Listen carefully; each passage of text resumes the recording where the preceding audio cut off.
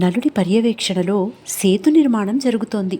లోక కళ్యాణార్థం రావణ సంహారం కోసం కడుతున్న ఈ సేతు నిర్మాణానికి నేనెలా సాయం చేయగలను అని ఆలోచించిన ఉడుత సముద్రం నీళ్లలో మునిగి తడిసిన శరీరాన్ని ఇసుకలో బొర్లించి శరీరానికి అంటుకున్న ఇసుకను వారధిపై విదిలిస్తోంది.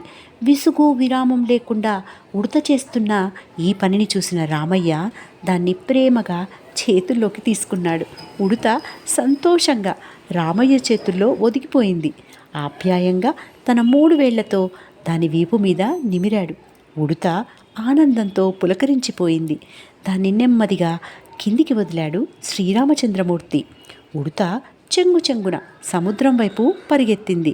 చెమ్మగిల్లిన కళ్ళతో దాన్నే చూస్తూ ఉండిపోయాడు శ్రీరాముడు.